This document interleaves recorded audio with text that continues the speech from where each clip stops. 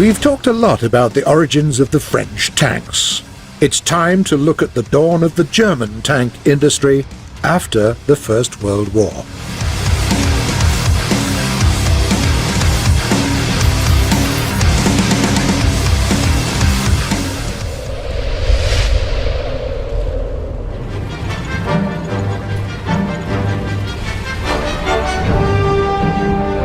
The Panzer I light tanks are often called just training vehicles. Allegedly, they were used in the field only because there was nothing better. But that's not entirely true. The Panzer I, from the start, was designed as a battle tank. It was a child of its time. In the early 30s, they were building light tanks with machine guns and anti-bullet armor all over the world. Even by the beginning of World War II, the most mass-produced British tank was the Mark VI, with machine guns and armor of 14mm. The 37mm French weapon had lesser piercing rate than a heavy-caliber Browning.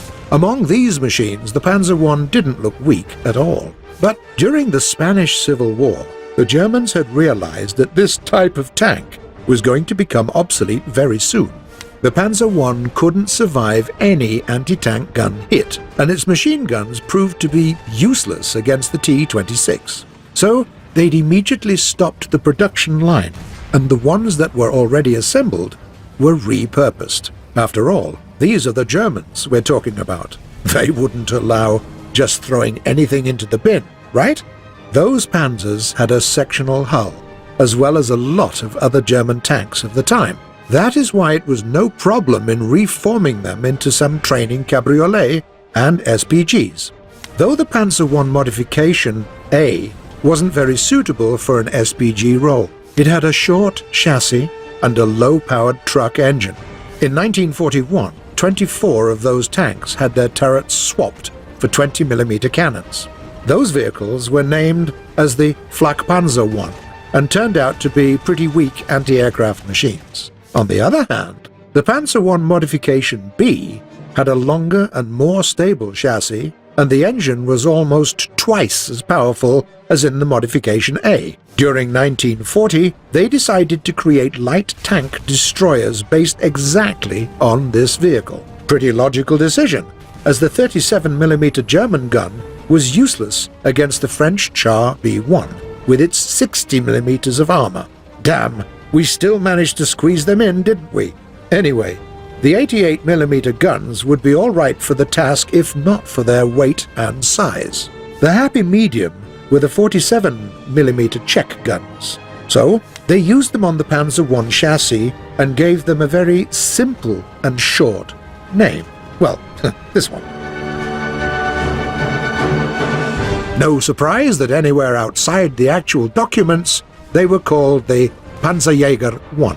These machines served well during battles against the French and in the USSR.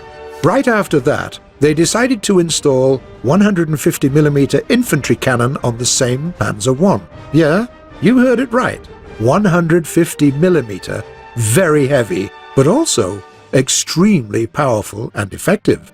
The Alket company decided to do it the easier way. They removed the upper part of the hull, reinforced the fenders, and used a wheeled carriage to get the gun right on them. Then they simply covered the whole thing with armor plates. It was a nice solution for a removable gun, but it was extremely big and heavy, so the chassis could break at any second. Anyway, the Germans were fine with that and called it... Oh, come on, how did they do this? Well, people with human tongues called it the Sturmpanzer I. It also fought in France and in the USSR, though the success was only partial. The 150mm howitzer could demolish a building with a single shot, but this SPG's profile was so high that it was the first target of any enemy, and the overloaded chassis were breaking very often, even though they usually took the weapon down and hooked it in the rear part of the tank when they needed to move.